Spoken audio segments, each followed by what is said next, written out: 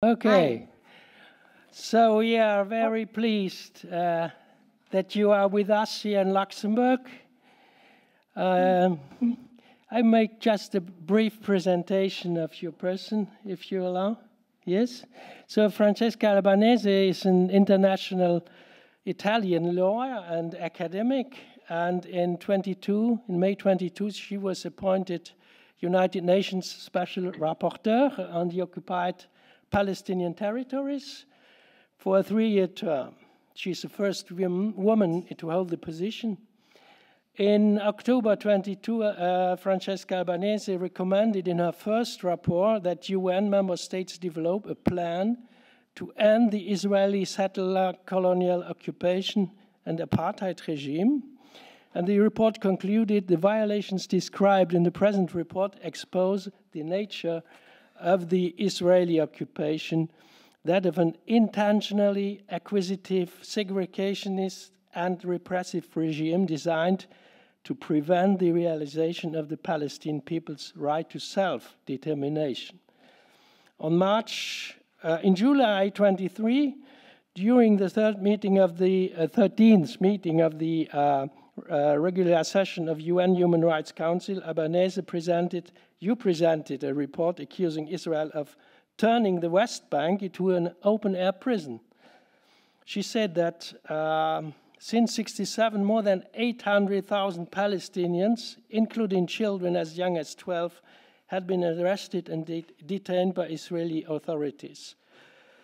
And in March 24, you presented before the 55th session of the United Nations Human Rights Council in Geneva, your report on anatomy of a genocide, stating reasonable grounds to believe that Israel is intentionally committing at least 3 genocidal acts against the Palestinians as a group in Gaza prescribed by the Genocide Convention. So we just introduced into the theme, and we are pleased to hear what you have to say on this to us. Thank you. You are welcome here. Absolutely. Sorry, before you disappear, would you like me to speak in English or in French?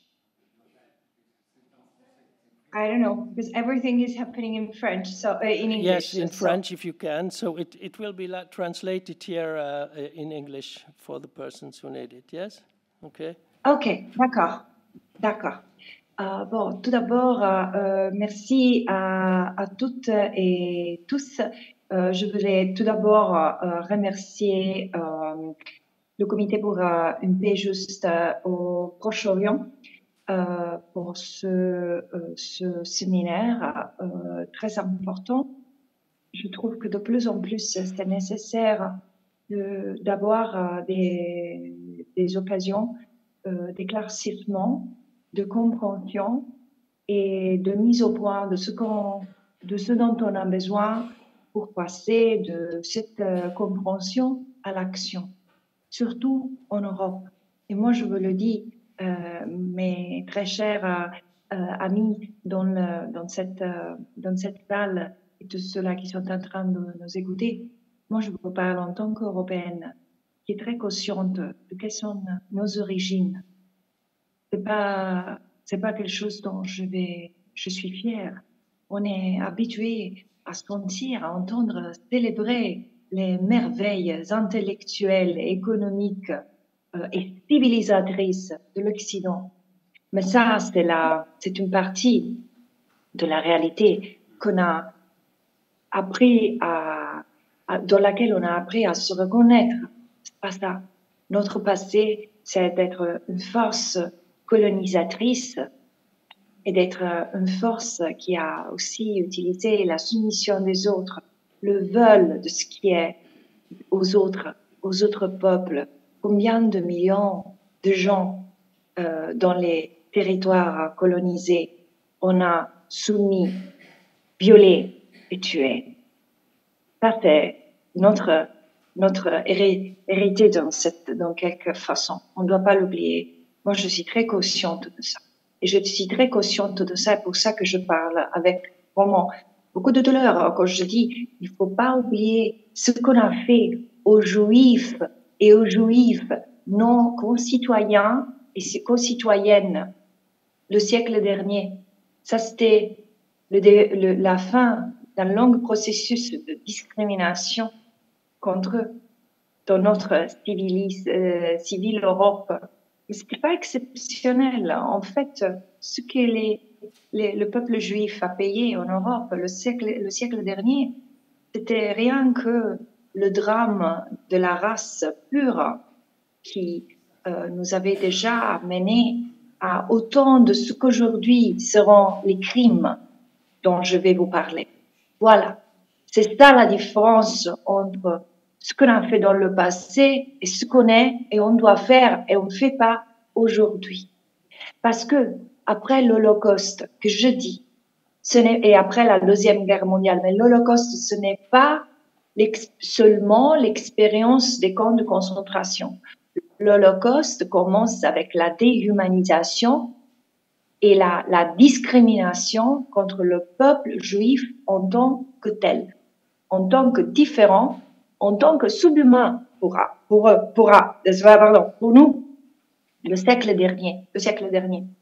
Et c'est pour ça que je dis, il faut se souvenir de ce qu'on a fait chez nous pour reconnaître ce qu'on continue à faire, ou ce qu'on continue à faire en notre nom et avec notre argent. Parce que ce qui se passe en Palestine aujourd'hui n'est pas différent de de tragédies qu'on a commis, on a laissé commettre au passé. Mais il y a 80 ans, il y a 75 ans, la situation était différente.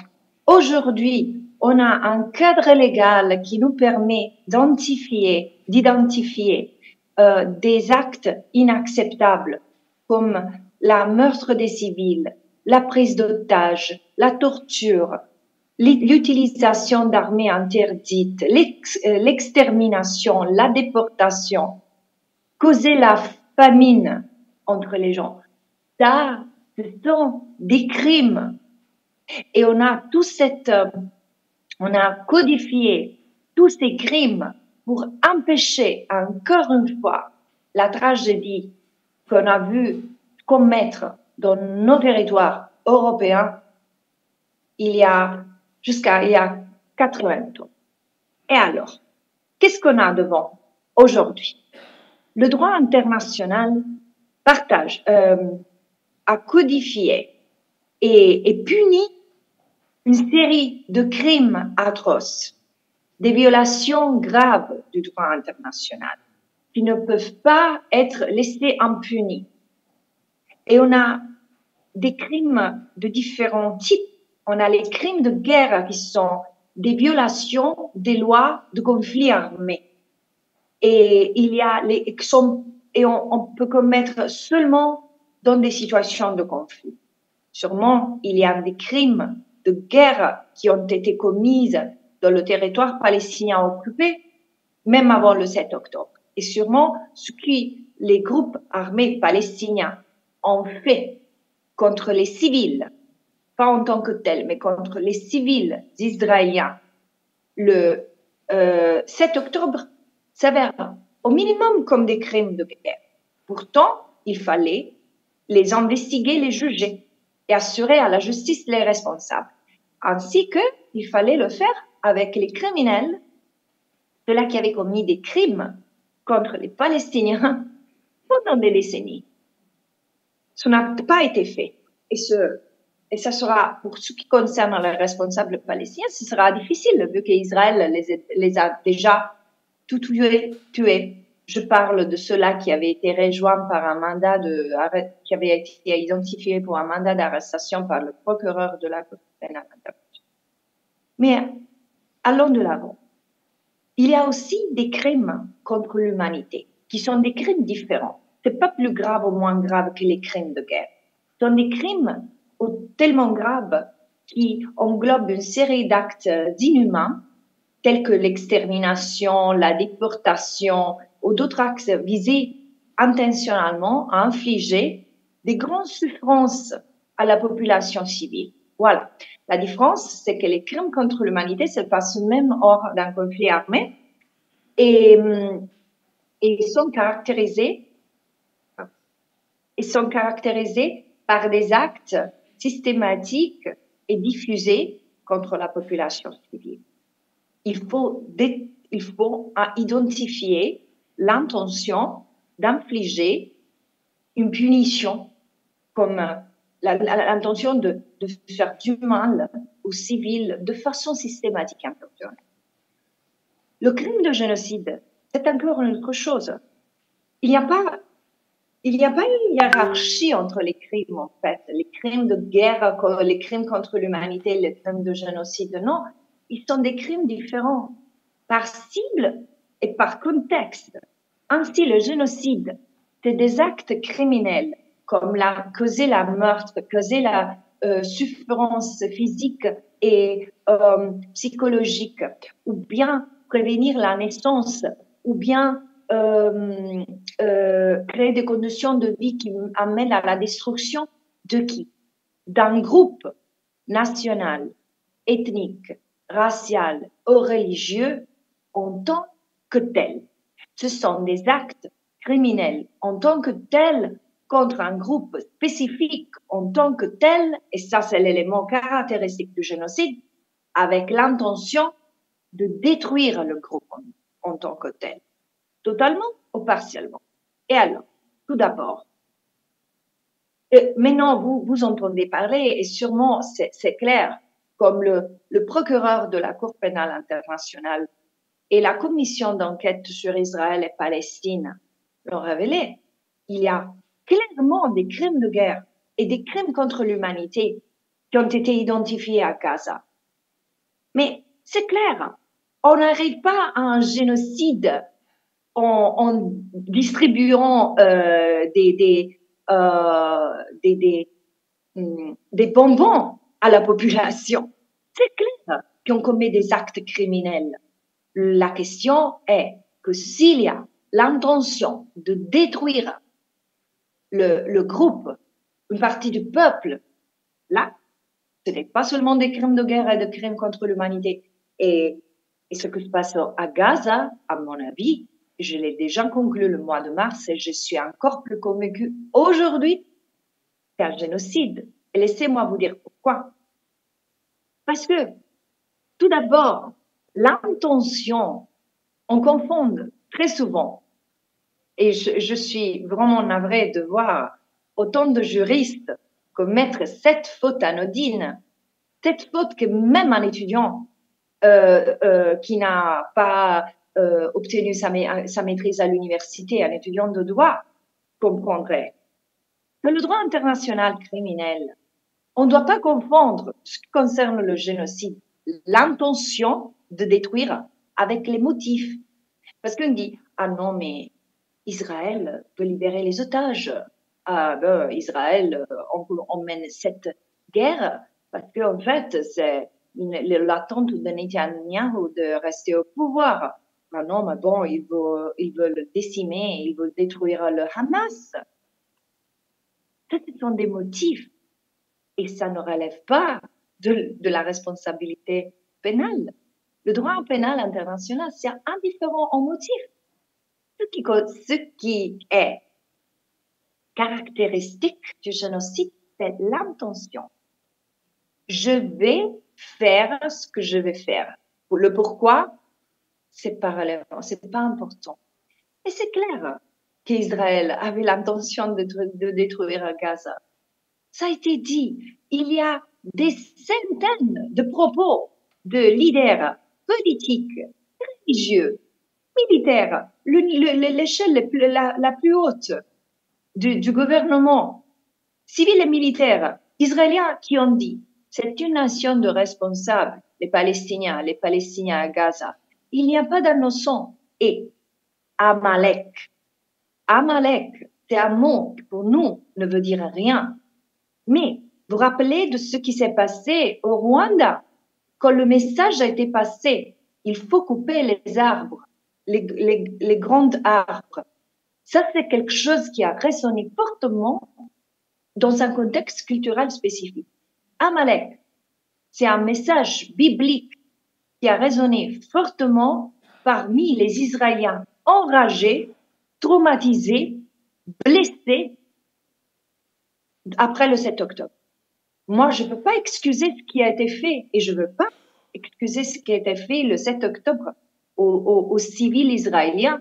Ça aurait été une attaque seulement contre les bases militaires, ça aurait été différent. Et on doit encore tout avoir clair de ce qui s'est passé parce qu'on le sait, même les investigateurs et les journalistes israéliens nous ont dit, que des crimes contre les Israéliens le 7 octobre ont été commis par l'armée israélienne elle-même. Et alors, on doit regarder les faits. De toutes les façons, des crimes ont été commis contre les citoyens, les civils israéliens. On doit oublier, on doit faire semblant que ça vient vraiment de rien, de la haine que les barbares palestiniens abritent dans eux. Quelle façon de penser raciste et coloniale. Les Palestiniens qu'on a laissés sous une occupation illégale, une apartheid, que même les Israéliens dénonçaient comme un régime d'apartheid avant le 7 octobre, pendant des décennies. Les Palestiniens qui ont payé le prix de l'Holocauste sans qu'ils n'avaient rien fait. Moi, je ne peux pas juger ce que les Juifs européens ont fait il y a 80 ans. Peut-être, moi aussi, j'aurais fait ça. Avec la peur de ne pas avoir une place pour moi-même. Peut-être j'aurais participé à un dessin colonial comme l'a pris de la Palestine aux Palestiniens. Mais après 75 ans, 76 ans, on continue à les faire payer ce prix. C'est inacceptable. C'est la honte. Et voilà, on est là. L'idée de dire aux Israéliens, allez, Amalek, détruisez les Amalekites, les responsables, les criminels, et détruisez leurs femmes, leurs enfants, leurs animaux. Ça, c'est un peu le propos qui a transformé beaucoup d'Israéliens et d'Israéliennes dans l'armée, dans ce que la jurisprudence internationale dénoncerait comme willful executioner, des exécuteurs matériels intentionnels. Ça, c'est la réalité. Et moi, je pense que, bien sûr, il y a la Cour pénale internationale qui continue à investiguer. Il y a la Cour de justice internationale qui continue à investiguer. La Cour pénale internationale s'occupe des responsabilités des individus. Et maintenant, mon attente, c'est que, comme il y a maintenant que deux demandés d'être menés à procès, deux Israéliens, l'accusation sera « ah bon, c'est seulement contre les Israéliens ». Bien sûr, les Palestiniens ont été tués. Mohamed Deif, Ismaël Haniyeh et Yahya Sinwar. C'était les trois qui auraient dû apparaître devant la justice. Ils ont été tués. Voilà, c'est fait. Maintenant, il n'y a que deux Israéliens qui restent pour ce génocide. Et le procureur s'est bien gardé de considérer les colonies qui sont le crime de guerre par excellence à cause duquel on est dans cette situation déprécable aujourd'hui. C'est un génocide a été dit, a été fait. Le génocide, c'est pas ce qui est dans notre tête, c'est pas les champs de concentration forcément. Le génocide, c'est ce que je vous ai dit, c'est quelque chose d'objectif, figé dans le droit international, dans la Convention sur le droit international. Et maintenant, le contexte, et ça c'est la dernière chose que je veux vous dire avant d'ouvrir au débat. Le contexte, c'est que il y a la justice internationale qui s'est mise en mouvement, finalement. C'était le moment, mais c'est très long. La Convention sur la prévention du génocide nous oblige les États à intervenir pour la prévention du génocide. On ne doit pas attendre même que des actes de génocide soient commis. C'est tard, parce que le génocide a été déjà commis, vous l'avez entendu. plus que 42 000 morts. 42 000 morts sur cela qu'on a compté. 17 000 enfants. Et on le voit, c'est barbare ce que les soldats israéliens sont en train de faire. Ils tuent les enfants en les tirant dessus, à la tête et au torse. Moi, j'ai eu dans ma main des projectiles qu'un chirurgien jordanien avait enlevé dans la poitrine d'une mère palestinienne qui avait été frappée par une balle dès qu'elle dormait dans sa tente sa tente avec son bébé dans les bras et qu'on lui a extrait le projectile de la poitrine. Il y avait encore les cheveux de son enfant attachés. C'est depuis février qu'on sait ça. Moi, j'ai pas fait le rapport sur ça parce que j'avais pas assez d'informations. Et maintenant qu'il y a des médecins, des douzaines de médecins qui dénoncent ça, on se tait, on fait rien.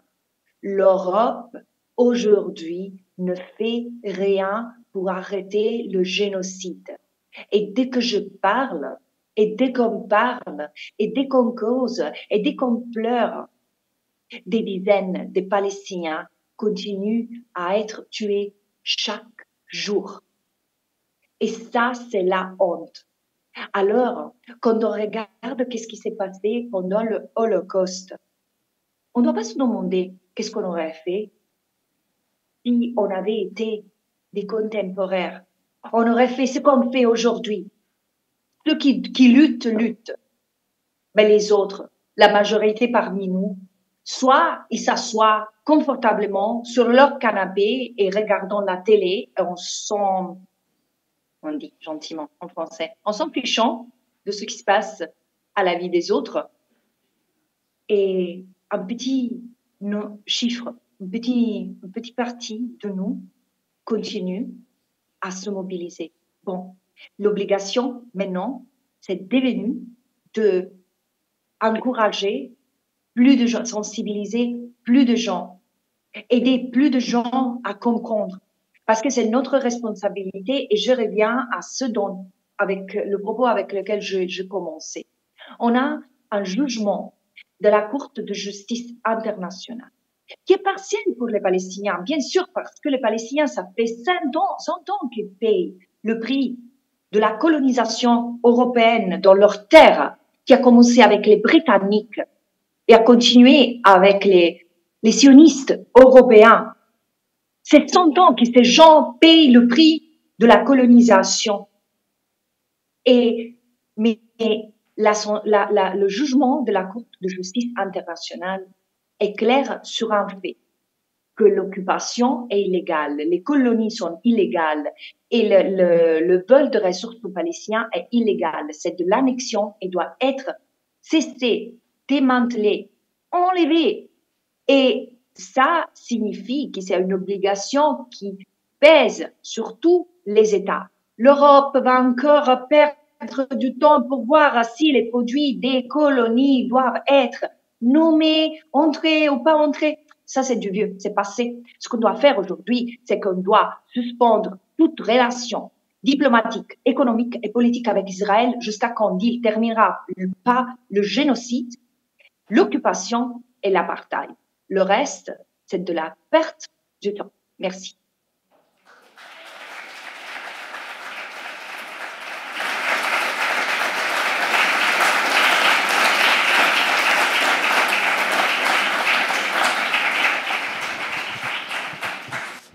Merci, c'était des mots très clairs et je voudrais donner la parole au public s'il y a des questions. Oui?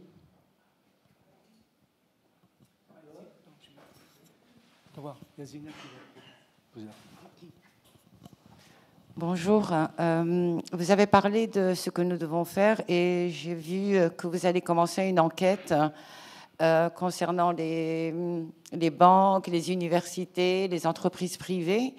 Et vous dites que apparemment pourraient participer même en tant que membre de la société civile, on pourrait participer, et en tant que membre d'associations qui sont là pour sensibiliser à la cause palestinienne, comment on peut intervenir?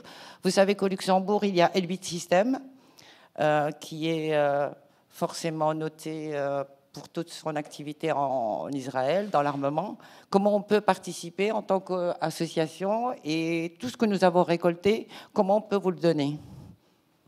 Merci.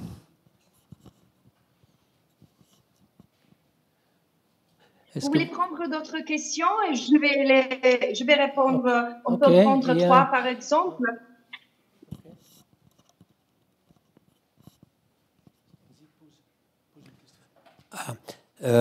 Bonjour madame, merci d'abord pour votre engagement. On est très conscient de votre engagement qui nous fait chaud au cœur.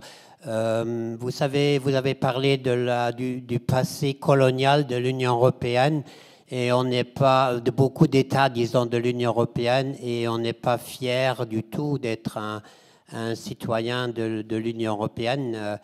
Actuellement, on voit d'ailleurs que les 3 États qui étaient qui ont fait le plus de crimes pendant la période du nazisme, je parle de l'Allemagne, de l'Autriche et de la Hongrie, qui sont vraiment les fervents soutiens d'un État qui est quand même accusé d'un génocide plausible.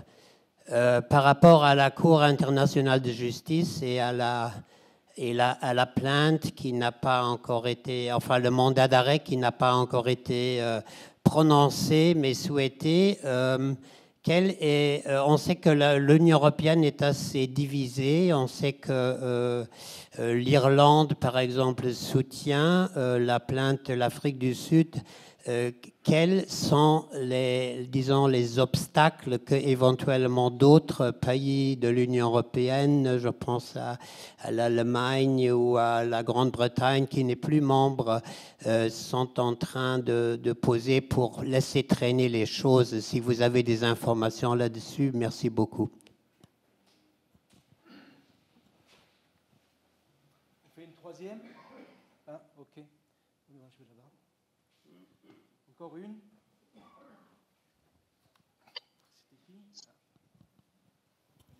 Bonjour, merci beaucoup de rappeler la violence colonialiste et l'horreur qui s'est passée ici en Europe. Ça rejoint un petit peu la question de ce monsieur. Moi, ce que je trouve ici dans les luttes que l'on mène, et que ce soit au Luxembourg, que ce soit en Suisse, où la police débarque dans les universités pour arracher des drapeaux, pour enfermer des jeunes. En France, encore récemment, il y a des gens qui ont été mis en garde à vue par rapport à des positions qu'ils pouvaient prendre. En Allemagne, c'est une véritable catastrophe. On sait que c'est le 2e pays fournisseur d'armes à Israël. Et dire aujourd'hui, on criminalise les gens qui disent de la Palestine, de la mer au Jourdain. Enfin, il y a tout un tas d'obstacles qui sont mis par les États à la mobilisation et à la lutte justement de ces gens qui ne restent pas assis face à l'horreur. Et je me demande s'il n'y aurait pas des mesures qui pourraient être prises contre ces États dans l'empêchement qu'ils mettent en place de la lutte en faveur du peuple palestinien, d'un peuple qui est massacré de manière aussi injuste sous nos yeux. Merci. Oui, d'accord. Je peux répondre? OK. Alors, tout d'abord, merci. Ce que la société civile peut faire à propos de mon prochain travail. Tout d'abord, laissez-moi expliquer. Suite à mon rapport Anatomie d'un génocide que j'ai remis et présenté au Conseil des droits de l'homme le mois de mars, de droits humains, pardon, des droits humains le mois de mars dernier, j'ai continué à investiguer ce qui s'est passé à Gaza, et pas seulement à Gaza, parce que à Gaza, c'est clair que des actes de génocide ont été commis de manière féroce et continuent à se faire. Et tout en démontrant l'inutilité, l'inefficacité du système international, c'est pas différent de ce qui peut se passer au Rwanda, parce qu'on savait, le général Dallaire nous avait alerté qu'il y avait un génocide qui se passait. On a fait semblant de rien. Et en Bosnie, presque pareil. Ici, c'est plus grave parce que c'est télévisé par les victimes. Ça se passe le jour par jour sur nos téléphones, sur les réseaux sociaux, et ce sont les victimes elles-mêmes, pas un correspondant étranger, pas un politicien qui s'est rendu à Gaza, qui a demandé aux Israéliens de les laisser rentrer à Gaza depuis le 7 octobre. C'est honteux, honteux. Laissons tomber le fait que les Palestiniens sont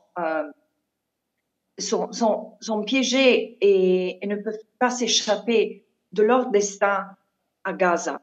Mais ce qui se passe en Cisjordanie ne doit pas être ignoré parce que les mêmes actes meurtrières d'attaque au système d'infrastructures civiles, surtout les hôpitaux, la torture, la détention arbitraire et la torture des Palestiniens révèlent qu'en fait, c'est une attaque contre tous les Palestiniens dans toute la terre où ils habitent.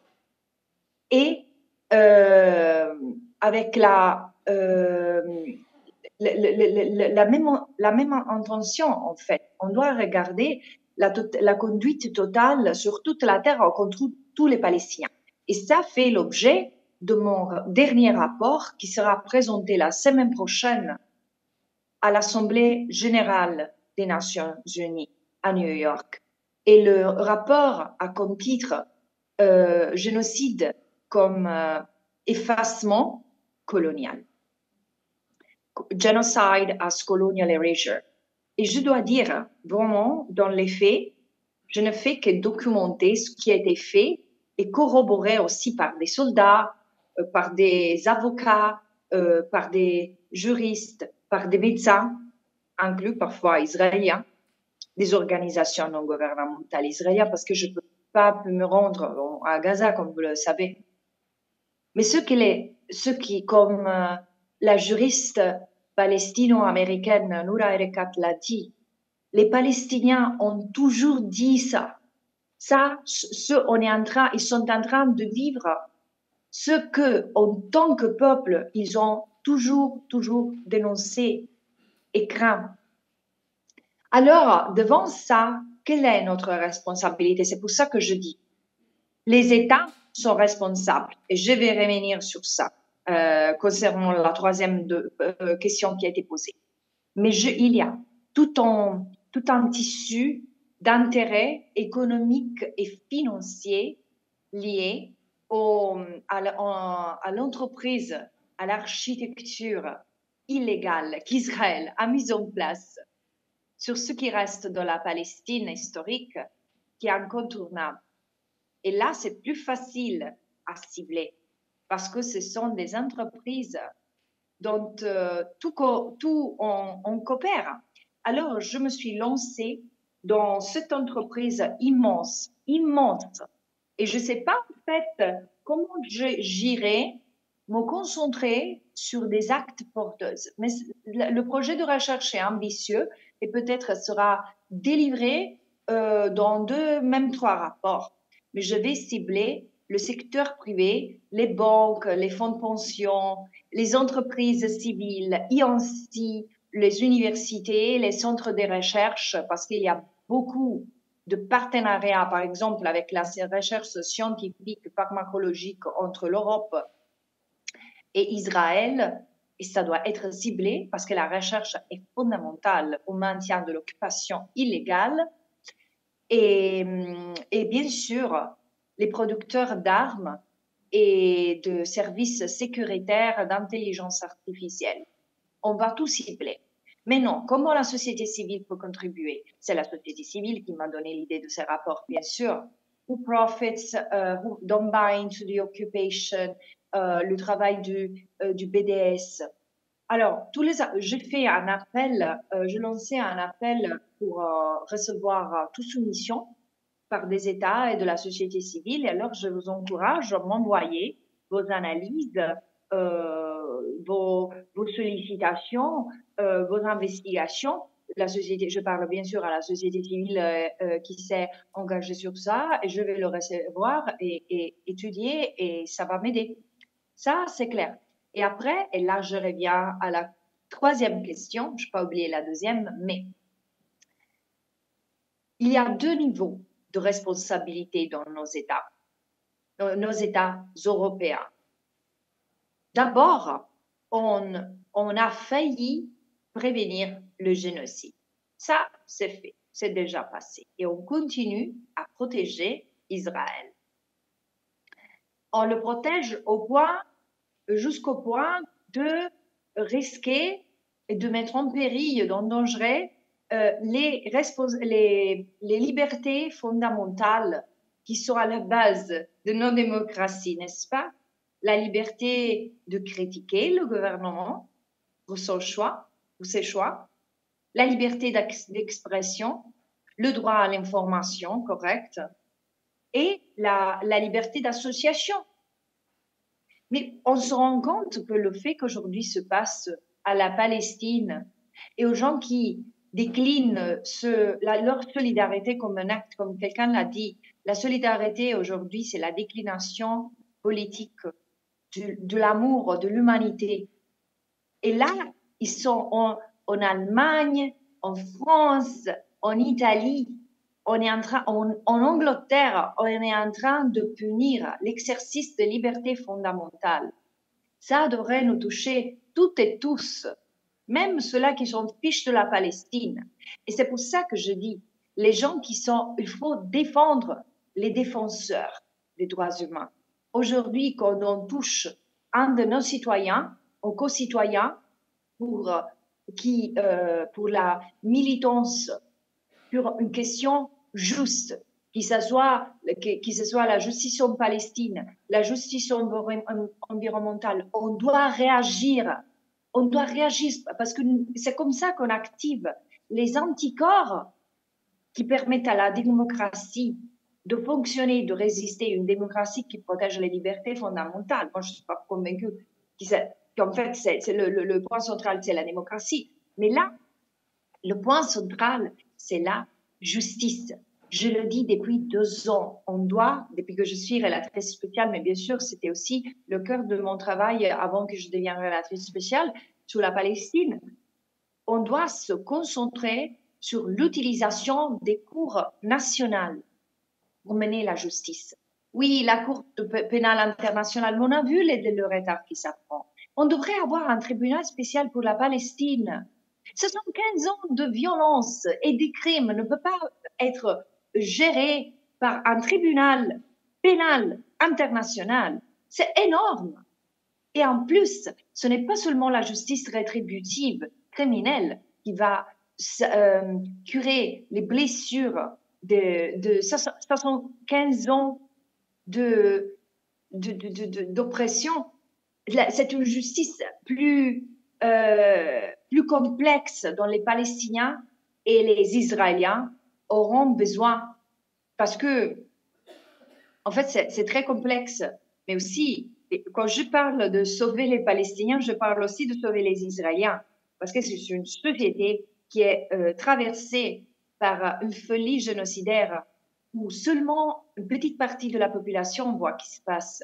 La plupart d'eux, à ce que disent les sondages, s'avèrent être au soutien de ce qui se passe. C'est affreux et c'est très dangereux. Il faut les sauver. Il faut les sauver. Parce que ça ne suffira pas de faire ce qu'on a fait en Europe. On a vu ce qui s'est passé en Allemagne. On a fait la dénazification et on a une société aujourd'hui qui produit un gouvernement qui n'est pas capable de regarder des crimes en tant que tels et en train de soutenir un autre génocide, le 3e de l'histoire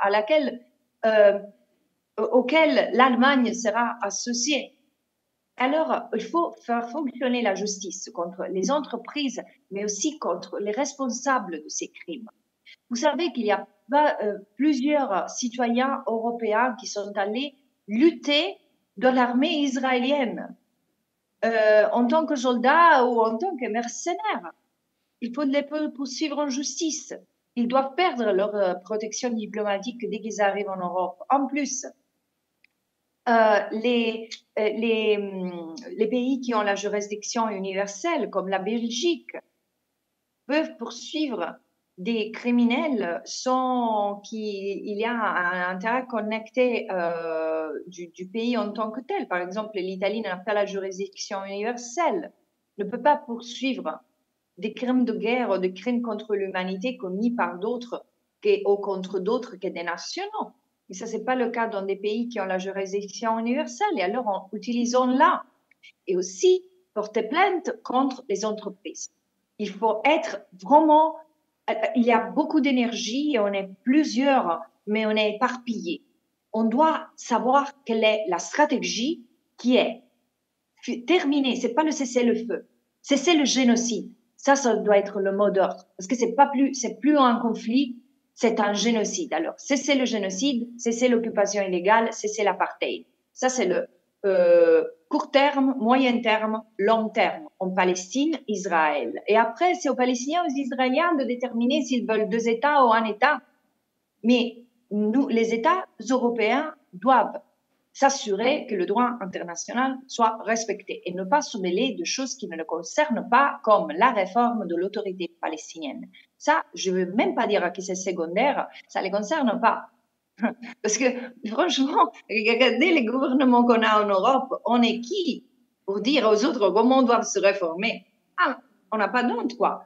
Et là j'arrive à la deuxième question qui est, on a les pays, moi je le dis souvent, l'Allemagne, l'Italie, mais bien sûr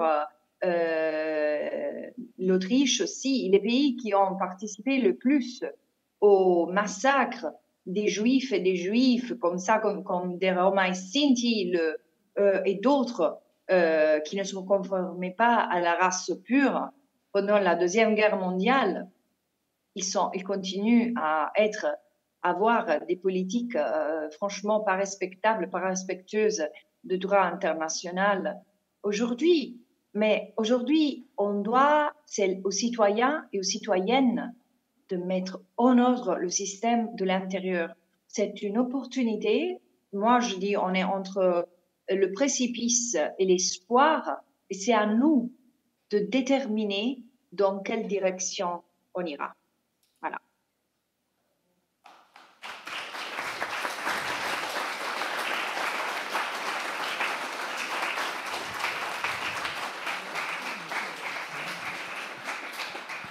Merci, Madame Albanese. Je pense que notre temps est venu à une fin, mais je pense que je parle au nom de tout le public si on vous remercie pour votre engagement, votre courage. On sait qu'il y a des gens qui disent que vous êtes antisémite, etc. De moins en moins de gens croient à ça, à ces paroles. Et on voudrait aussi réconforter l'ONU. En fin de compte, c'est l'ONU qui a permis la création de l'État d'Israël. Et aujourd'hui, Israël ne respecte pas du tout l'ONU. Donc c'est un peu un paradoxe aussi. Il faudrait rappeler ça aussi. Qu'est-ce qu'Israël fait encore à l'ONU si l'ONU est antisémite? Alors, il y a quand même une question fondamentale qui se pose. Mais nous vous souhaitons tout le courage pour continuer votre travail et merci. Merci à vous. Au revoir.